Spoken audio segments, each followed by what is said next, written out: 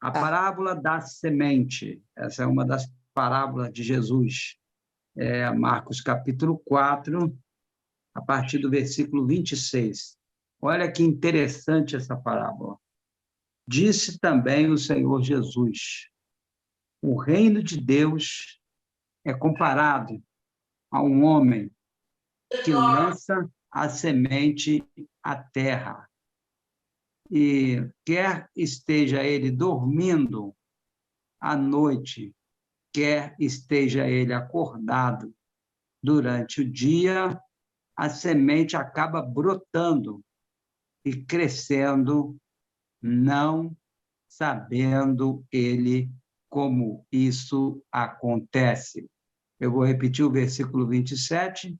Estando ele dormindo de noite ou acordado durante o dia, a semente que ele plantou acaba brotando e crescendo sem que ele saiba como isso acontece. Que Deus confirme a leitura da sua palavra em nossos corações. Na verdade, eu estou meditando nessa palavra, ela já está, inclusive, postada no meu blog, depois eu vou compartilhar o link lá no grupo Desperta Arizona.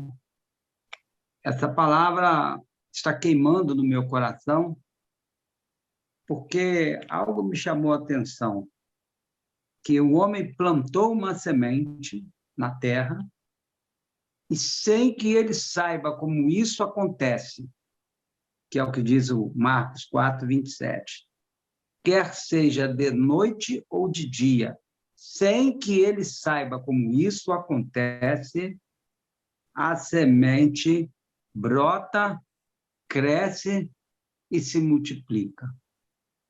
E eu fiquei maravilhado de todas as passagens que falam sobre o poder de uma semente.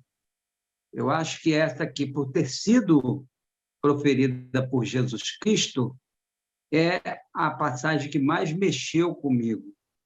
Logo quando Deus criou a terra, lá em Gênesis capítulo 1, versículo 11, o Senhor diz: produza a terra ervas e frutos que produzem sementes. Então, logo na criação, em Gênesis 1, 11, o Senhor já tinha dado uma ordem, que a terra produza ervas e plantas e frutos que deem sementes.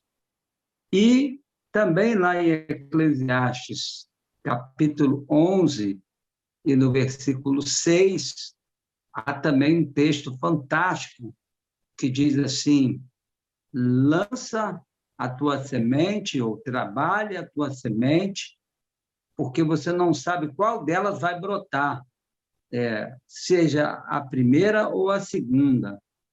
Então, todas essas passagens, mas em especial Marcos 4, 27, diz aqui que o homem lança a terra, mas ele fica admirado, porque quer esteja ele dormindo à noite, ou quer ele esteja acordado durante o dia, esta semente cresce sem que ele saiba como isto acontece.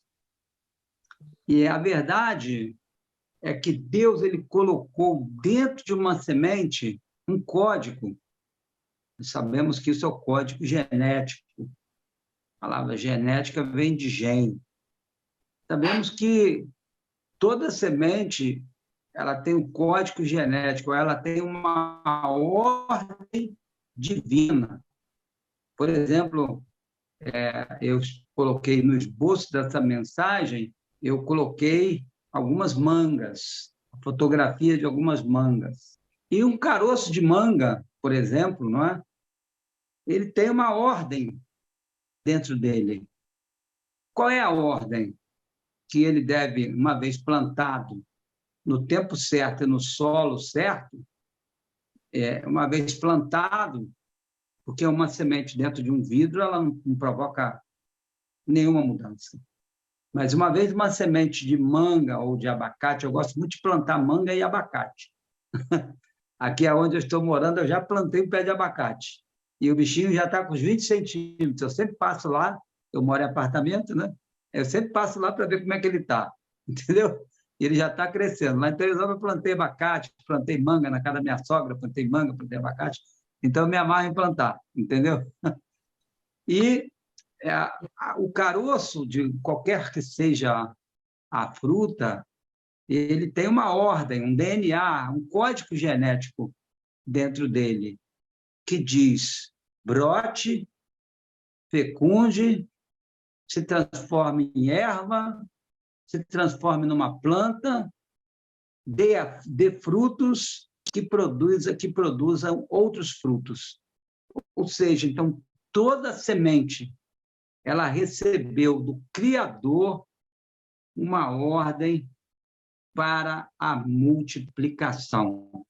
Toda semente tem guardada dentro de si, e é isso que eu quero destacar, uma instrução. Vamos repetir isso? Solta seu microfone aí, Débora, para a gente repetir. Vamos lá. Seu marido aí também. Toda semente, Toda vamos lá, semente toda semente recebeu recebeu uma instrução divina. uma instrução divina. Jesus, ele, por exemplo, ele falou quando ele falou da parábola do grão de mostarda, a mostarda ela tem uma semente que, se você colocar ela no polegar, é quase que difícil você ver essa semente. Ela parece um cisco. Portanto, não é a mostarda verdura que a gente está acostumado a comer, não. É a mostarda selvagem. E Jesus disse que, quando essa semente é lançada ao campo, porque é a mostarda selvagem, ela chega a atingir quase 2 metros de altura, a ponto das aves fazerem ninho nessa mostarda. Então, quando Jesus fala dessa mostarda, ele não está falando da mostarda, que é parente do alface, do almeirão, não. Falando da mostarda selvagem lá em Israel. Inclusive, lá no canal da Aline, Israel com a Aline, no YouTube, ela fez um vídeo mostrando que mostarda é essa. Muito legal o vídeo dela. Eu sou assinante desse canal, Israel com a Aline, e ela, brasileira, mora lá em Israel, e ela faz sempre muitos vídeos interessantes. Ela está com 1.300.000 pessoas lá no canal dela. Eu sou um deles. Eu estou sempre lá curtindo as coisas que a Aline posta. Então, ela fez um vídeo sobre essa mostarda, a mostarda selvagem, que a semente parece um cisco, quase que você não consegue ver. No polegar do seu dedo indicador, você consegue colocar umas 10 sementes dessa mostarda selvagem. E ela vai crescer a quase 2 metros de altura, a ponto das aves aninhar-se, fazerem ninhos nos seus galhos. Por quê? Porque toda semente ela recebeu uma instrução divina. Bom, feita esta introdução, eu gostaria de perguntar e filosofar com vocês nesse momento. Eu comecei essa mensagem, ela já está esboçada, já está no blog, perguntando qual o maior poder que existe no mundo. E aí eu começo a filosofar sobre qual poderia ser o maior poder no mundo. E algumas pessoas poderiam responder: o amor é o maior poder que existe no mundo. Lá em 1 Coríntios 12, 13, aliás, 1 Coríntios 13 é o capítulo do amor. E nesse capítulo 13 diz que o amor tudo sofre, tudo crê, tudo espera, tudo suporta, o amor jamais acaba. Então, se eu perguntasse para uma plateia qual o maior poder do mundo, algumas pessoas poderiam responder o poder do amor. E eu não diria que esta pessoa está errada, mas eu continuaria perguntando para uma plateia. E você, ou talvez eu perguntasse para uma outra pessoa, na sua opinião, qual o maior poder que existe no mundo? Talvez essa pessoa me responderia: o maior poder que existe no mundo é o poder da parceria. E ele poderia usar como exemplo os gansos selvagens, porque os gansos eles voam em V, eles voam em formato de V. E por que eles voam em formato de V? Porque um ganso voando sozinho, ele consegue voar 70% menos rápido do que se ele estivesse na formação de V. E Deus colocou ali um instinto de cooperação e de parceria nos gansos selvagens, que eles voam na forma de V. Estou aqui com a mãozinha meia torcidinha aqui, eu acho que eu fiz uma força aqui hoje, estava polindo o carro lá, eu acho que deu um creque aqui. Mas eles fazem assim, fazem essa função aqui de ver, porque instintivamente eles conseguem voar 70% mais rápido do que se eles estivessem voando sozinhos.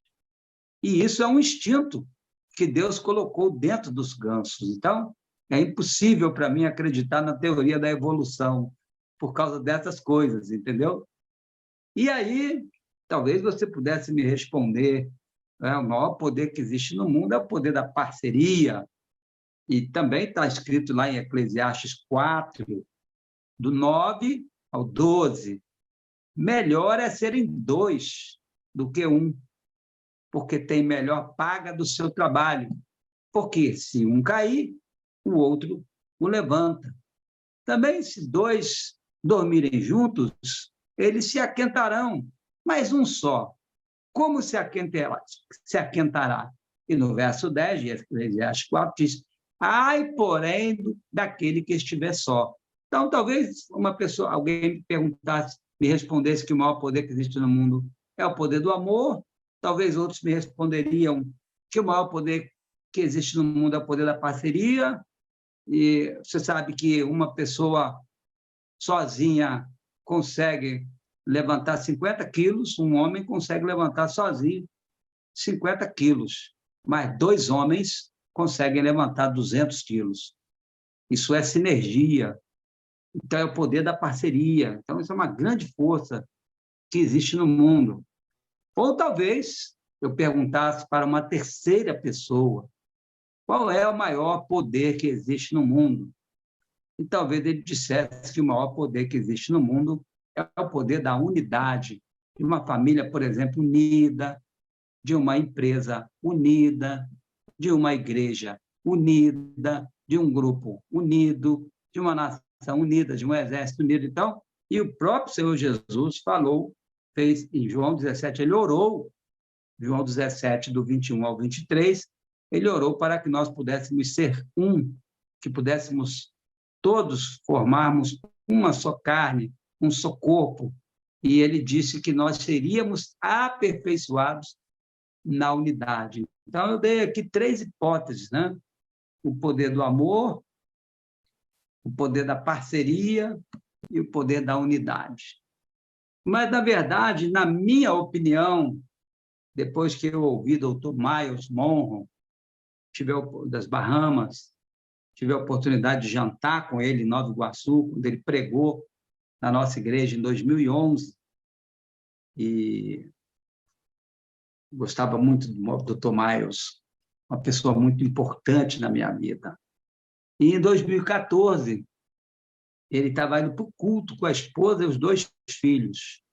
De repente, ele manda os 2 filhos desembarcarem, e o avião cai, próximo ao momento de aterrissagem, próximo à igreja, ele estava indo para o culto, e morre ele e a esposa num acidente aéreo nas Bahamas. Estava havendo uma ventania muito grande, e foi assim, uma perda muito grande para o reino de Deus e para nós, não é? Que nos acostumamos a escutar as palavras do Dr. Miles Monroe. E com ele, eu aprendi que o maior poder que existe no mundo é o poder de uma semente.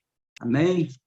E ele, então, quando pregou, em 2011, eu tive a oportunidade de vê-lo pregar na igreja do pastor Silas Malafaia, em abril de 2011, e em novembro de 2011, ele pregou no Ministério Apacentar, onde eu estava congregando, Na época, eu era vice-presidente da igreja, do pastor Marcos Gregório, e quando terminou o culto, eu tive a honra de jantar com ele no gabinete do pastor Marcos Gregório, junto com a minha família, ou seja, pastor Marcos, a esposa, eu e minha família jantamos com ele no gabinete lá em Nova Iguaçu.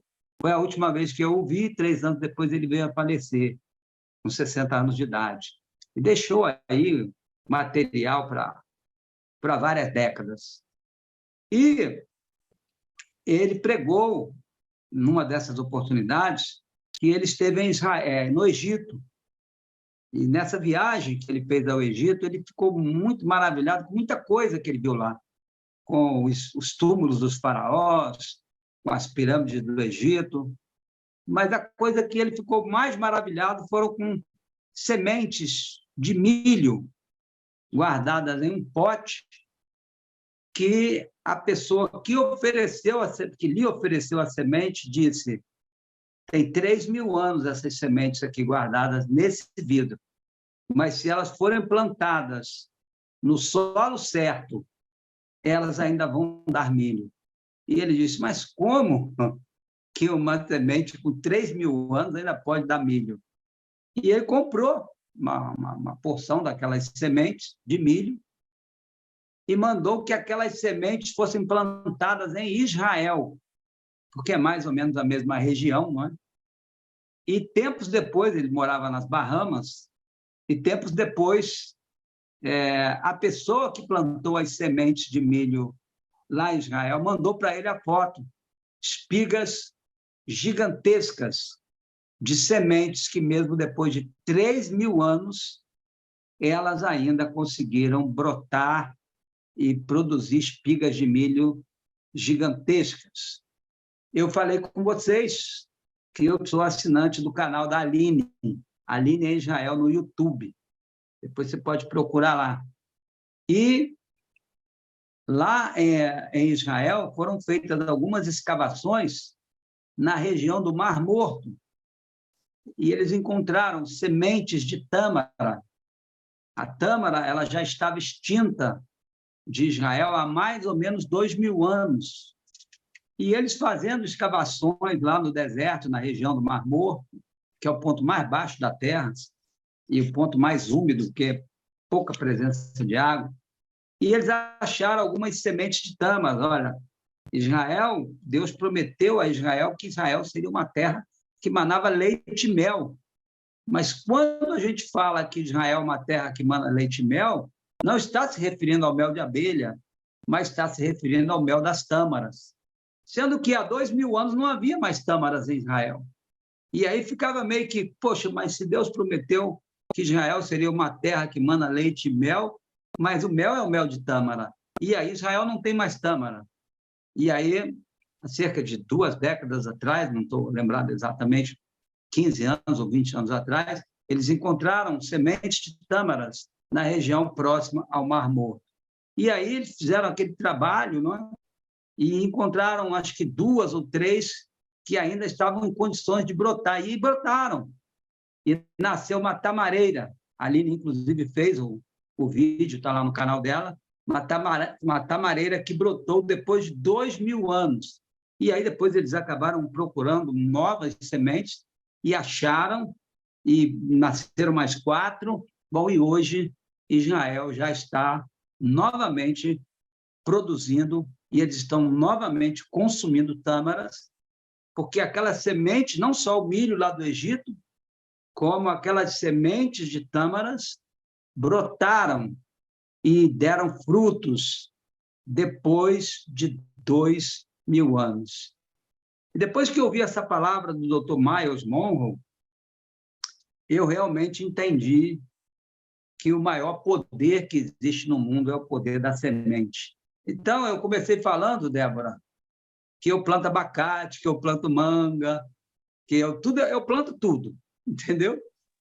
Planto laranja, eu planto tudo. E a minha primeira experiência com o poder da semente foi no Jardim da Infância, quando a minha professora mandou plantar 3 carocinhos de feijão no algodão. Eu acho que todo mundo fez essa experiência, né? Uhum. E tempos depois nasceu o pé de feijão. Então, mas ali, pensa eu com 7 anos, né?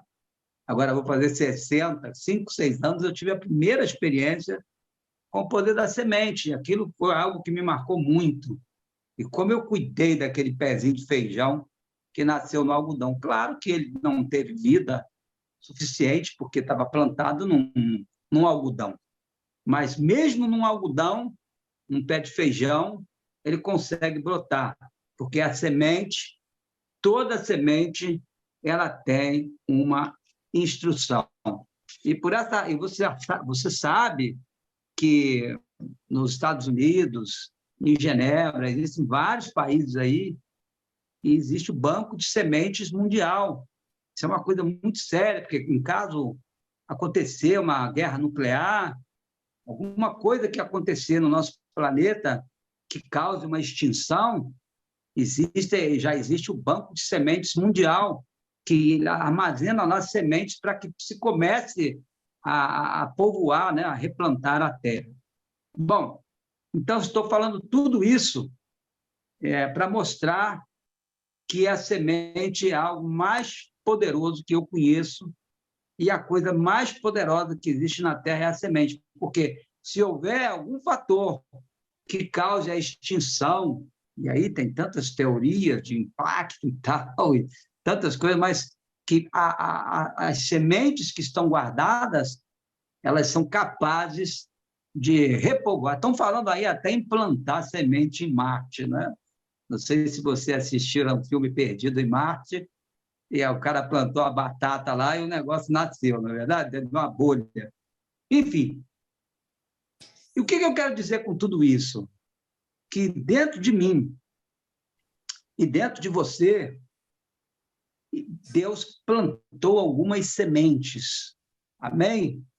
Então, eu quero declarar sobre a sua vida, declarar sobre a minha vida, que Deus plantou dentro de cada um de nós uma semente chamada potencial. Gostaria que você abrisse o seu microfone agora e que você repetisse comigo: Deus plantou dentro de mim uma semente chamada potencial. Amém? Então, Amém. eu quero declarar que sobre a minha vida, sobre a sua vida, sobre a nossa vida, você consegue ver quantos estão conectados aí, Débora? Somos 3, mais o Flávio, 4. 4. Então, e fora aqueles que vão assistir pela retransmissão. Então, na nossa vida, existe uma semente do Criador chamada potencial.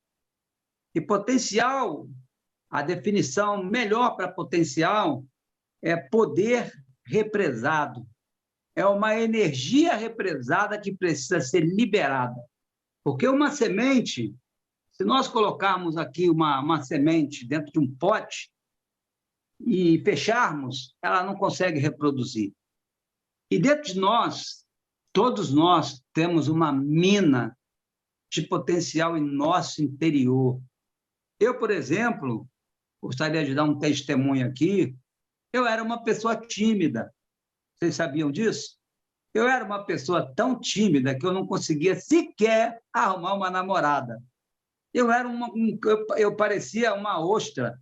Eu tinha a maior dificuldade de me comunicar, de fazer amigos. Eu só tinha 3 amigos.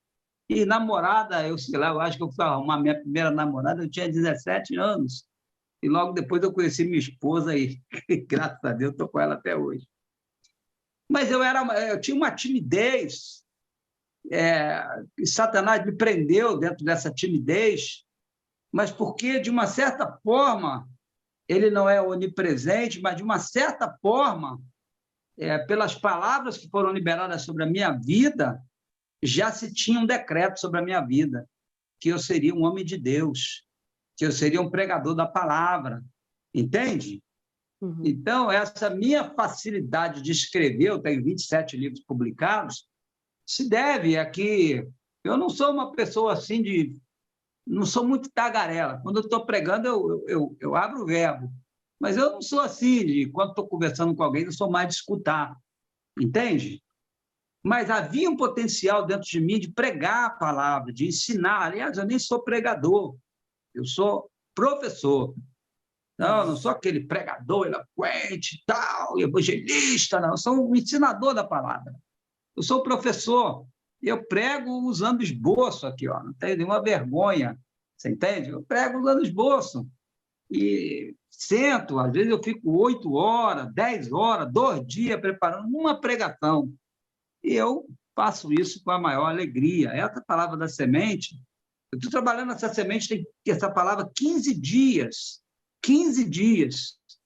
Porque Deus falou para mim que eu ia pregar sobre semente, como preguei agora domingo, 2 dias atrás, lá em Nova Iguaçu, aniversário de uma igreja, mas eu não sabia por onde eu ia começar.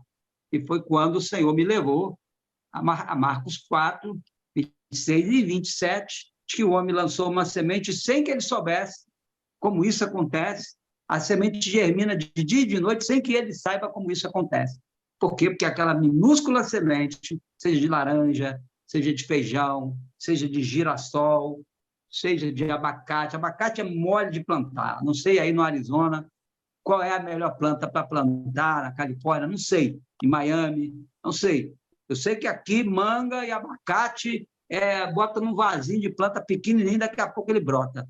O abacate, então, é uma maravilha. Você sabe que uma das melhores gorduras que nós temos é a gordura de abacate, totalmente terapêutica, que é bom para tudo, boa para tudo. Não é? Muito bem. E aí, Deus falou para mim que eu ia pregar sobre semente, o poder da semente. E aí, pastor, o que isso tem a ver com a minha vida? O que isso tem a ver com a sua vida? Antes, eu quero usar uma frase que o Miles Monroe sempre usava quando ele pregava. Ele sempre trazia um caroço de manga, ele gostava muito de pregar usando o caroço de manga. E ele falava assim, ele colocava o caroço e ele perguntava, o que você está vendo aqui?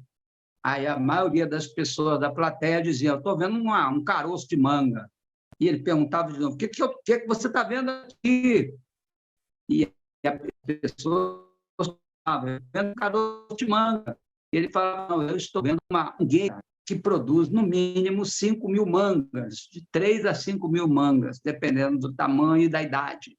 Mas eu não estou vendo só um pé de manga, eu estou vendo uma floresta de manga, porque cada uma dessas mangas tem um caroço, e cada um desses caroços vão produzir uma outra pé de manga.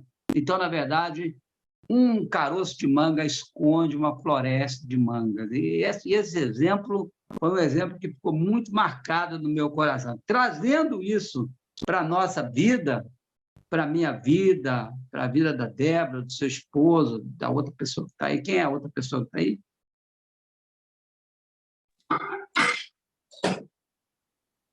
Lena. Lena? É a Lena. Então, Lena, graça e paz, abençoada. Oi, gente. Estou aqui cozinhando. Tudo bem? Mas estou ouvindo. Amém. Estou ouvindo. Olha, então, trazendo isso para a nossa vida, cada um de nós tem uma ou mais sementes prontinha para frutificar. Dentro de mim estava uma semente adormecida, tal qual aquela semente lá do Egito, que depois de 3.000 anos ela foi plantada. Então, dentro de mim estava uma semente adormecida, por exemplo, de ser uma pessoa que ia falar em público. Eu jamais imaginei, imagina alguém que não conseguia arrumar uma namorada, alguém que só tinha 3 amigos, extremamente tímido. Eu chegava a ficar 10, 12 horas na televisão por dia, porque eu não conseguia me expressar, me comunicar com as pessoas. E hoje, Deus me fez um pregador da palavra. Mesmo com as dificuldades que eu tenho que lidar, semana passada eu preguei na cidade de Miguel Pereira, domingo passado eu preguei na cidade de Nova Iguaçu, e, enfim, em eventos abençoados, eventos grandes, E Deus agora me colocou para pregar no Arizona, na Miami, na Califórnia, toda terça-feira. Como que pode? Não é verdade? E Deus liberou essa semente, esse potencial represado que estava dentro de mim, de falar, de pregar, de ensinar. E eu hoje faço programa de rádio, já fiz diversos programas de televisão. Jamais poderia imaginar que eu iria fazer programas de televisão. Fiz programas de televisão, participei de debates. Quase sempre eu estou na 93 FM, ao vivo. E isso era uma semente que estava guardada no vidro.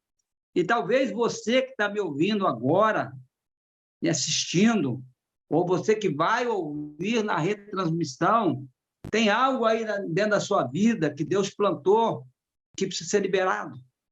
E hoje eu vou orar para que a floresta de manga que está dentro de você possa ser liberada. Nós vimos aqui em Marcos 4, 27, um homem planta semente, mas ele não sabe como. De dia e de noite ela cresce sem que ele saiba como. E isso eu quero trazer para a minha vida, para a sua vida. Eu quero declarar no nome do Senhor que você é um depósito de sementes. Assim como sementes, dizia Miles Monroe, sementes escondem frutos. Frutos escondem árvores e árvores escondem florestas. Vou repetir. Sementes escondem frutos. Frutos escondem árvores e árvores escondem florestas. Um único caroço de manga, em 50 anos, ele pode produzir uma floresta.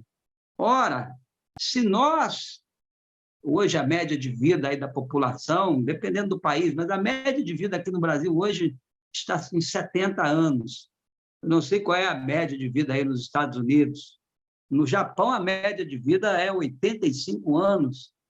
Então, nós somos capazes de produzir grandes coisas. Mas talvez exista dentro de nós alguma semente que está petrificada. E hoje eu vou fazer uma oração para que as sementes que estão petrificadas possam sair do vidro, né? Possam sair do depósito. Isso aqui é biscoito, tá? Biscoito. Mas que as sementes que estão aí petrificadas, elas possam ser liberadas. Você imagina que cada flor dessa daqui, olha, claro que essa flor aqui é de mentira, né? Parece de verdade, mas ela não é. Isso aqui é de plástico. Mas cada flor, quando ela morre, a durabilidade de uma flor é no máximo 1 ano. Ela cai, ela libera outras sementes e assim a multiplicação acontece. Então, você, meu amigo, minha amiga, meu irmão, minha irmã, é um depósito de sementes. Dentro de você existem... Vou começar, hein? Segura aí, ó. Dentro de você existem livros que ainda não foram publicados. Eu estou te falando isso porque eu escrevi o primeiro livro. E eu já achei que foi uma maravilha, cheio de erro de português, não tinha noção nenhuma, mas publiquei. Depois eu publiquei o segundo, depois eu publiquei o terceiro. Quando eu fui chegar no 5º livro, que foi o Domínio Próprio, será que você pode viver sem ele? Esse livro, apesar de eu já ter 28 livros publicados, esse livro se tornou meu best-seller.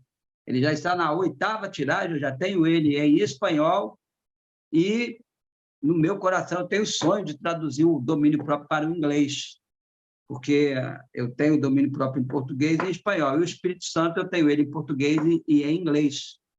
Mas o Domínio Próprio, como é meu best-seller, eu tenho sonho no meu coração de traduzi-lo para o inglês. E sei que Deus vai levantar pessoas, assim como levantou a Silvana Tomás lá no Arizona, e ela traduziu o Espírito Santo, que eu pude levar aí para os Estados Unidos, pude levar para a Índia, e tenho ele aqui em casa em inglês. Então, o Domínio Próprio é um livro que eu tenho no meu coração que é o meu best-seller, meu 5º livro, eu já tenho 28 livros publicados. Então, essa semente que estava petrificada, porque eu não me sentia capaz, ela foi liberada, ela desabrochou. E dentro de você existe um banco de sementes. Deus colocou dentro de você sementes que escondem potencial, sementes que escondem floresta. Então, dentro de você existem livros que não foram escritos, dentro de você existem poemas que não foram declamados. Ah, pastor Benilton, mas o que é um poema? Poema é uma coisa tão simples. Não. Se você entrar no meu blog, você vai, ou você procurar aí na internet, pelo nome Poema Desiderata. Poema Desiderata. Esse poema, ele é um dos poemas mais famosos do mundo. Ele está na Catedral de Baltimore, lá em Baltimore, na Catedral de St. Paul, em Baltimore. Ele já está lá há 400 anos. Poema Desiderata é uma das coisas mais lindas que eu já li. E eu tenho esse poema no meu blog. Mas quando eu morava lá em Teresópolis, houve uma tragédia, a maior tragédia natural que aconteceu no Brasil, aconteceu lá em Teresópolis, em 2011. E uma menina chamada Sevênia de Souza, estava com 13 anos, ela fez um poema sobre a destruição que ela estava presenciando. Porque a casa dela foi destruída, eles perderam tudo. Mas dentro dela havia um dom poético. E mesmo com tanta dor, com tanta destruição, ela fez um poema sobre toda aquela destruição. Mostrou o poema para a professora de sua escola, no interior de Teresópolis, no bairro Vargem Grande, um bairro bem afastado. A professora ficou impressionada e mostrou o poema da Sevênia para a diretora da escola, uma escolazinha municipal, pequenininha, lá no interior de Teresópolis. A diretora ficou mais impressionada ainda com o poema da Sevênia, mandou para a Rádio Globo. Você conhece a Rádio Globo? Né? 1220 AM, uma das rádios mais fortes, agora mais forte ainda no FM, e agora com os aplicativos pega no mundo todo. E aí foi parar no programa do Roberto Canásio. Olha como que a coisa... E o Roberto Canásio deu o poema para o Brasil e para o mundo, que veio a chegar até o prefeito de Teresópolis, que era o senhor Arley Rosa, na época. E o prefeito, profundamente tocado com o poema da Sevênia, ele deu uma casa de presente para a Sevênia e ela começou a ser favorecida de todos os lados. Então, um poema. Então, dentro de você existem canções que ainda não foram cantadas. Talvez você tenha canções aí que você fica com medo de gravar, fica com medo de mostrar para alguém. E quem sabe essa canção que está dentro de você aí, ela vai estourar aí nos Estados Unidos. Quem sabe uma pessoa de bastante sucesso vai gostar da letra e ela vai gravar a sua canção. Por quê? Porque a glória de Deus, eu aprendi com o pastor Barné lá no Arizona, e ele falou, Provérbio 25:2 diz que a glória de Deus é esconder as coisas. Então, pessoas desprezíveis, lugares desprezíveis, escondem milagres. Então, dentro de você existem coisas que precisam ser liberadas, que, quem sabe, precisam ser mostradas. Existem livros que precisam ser escritos, músicas que precisam ser cantadas.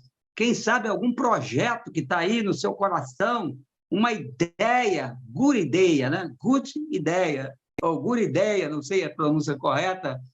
Quem sabe existe uma ideia dentro de você aí que ainda não foi testada e você trata de patentear essa ideia, porque quando essa ideia for exposta, dentro de uma garagem, um jovem chamado Steve Jobs, ele começou uma empresa pequenininha, conhecida como Apple, dentro de uma garagem.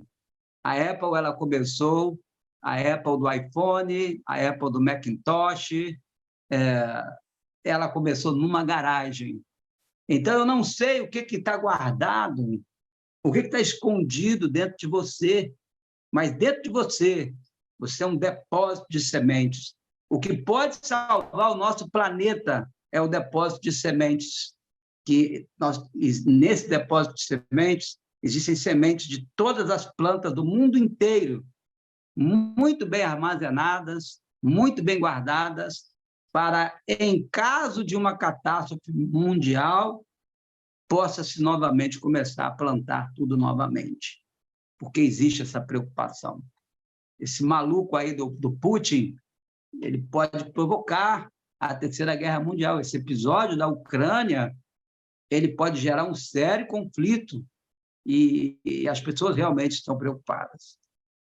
Mas vamos tirar esse assunto da guerra aí e voltar para o potencial armazenado dentro de mim, dentro de você. Então, dentro de mim e dentro de você existem livros que não foram publicados, canções que não foram cantadas, poemas que não foram declamados, projetos que não foram testados, e por aí vai. E eu quero te perguntar, o que você acha que está escondido dentro de você e que precisa ser liberado?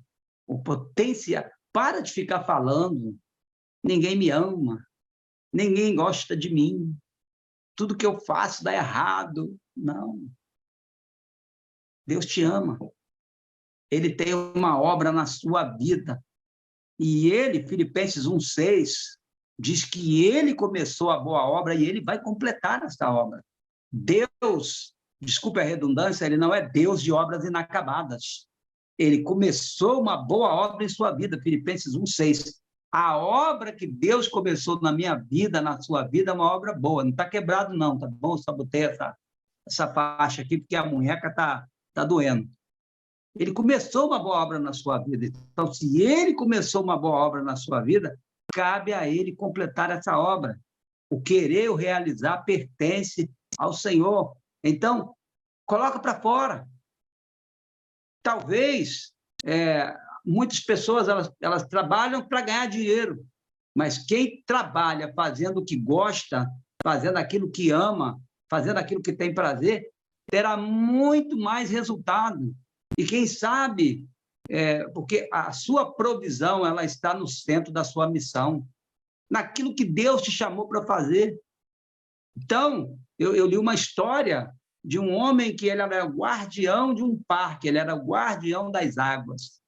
Então, aquele parque, como esses bonitos parques que vocês têm aí na América, eu me lembro lá de Boston, daquelas tulipas, que coisa mais linda em 2011. Eu tirei foto com aquelas tulipas lá, que só duram 15 dias, lá no Boston Garden.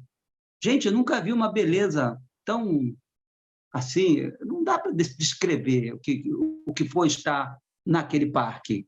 E daquelas tulipas que só duram 15 dias, mas as cores, eu fiquei assim, impressionado. Então, potencial fica armazenado ali durante o ano todo. Quando a neve vem em Boston, aquilo fica tudo coberto. Mas basta a primavera chegar, que eclode aquela beleza igual, que as sementes estão ali aguardando o momento certo e a hora certa de florescer. E assim é a tua vida. Então, para de dizer que tudo que você faz dá errado, que ninguém te ama, que ninguém gosta de você. Não, você é uma pessoa cheia de sementes. As sementes de Deus estão na tua vida.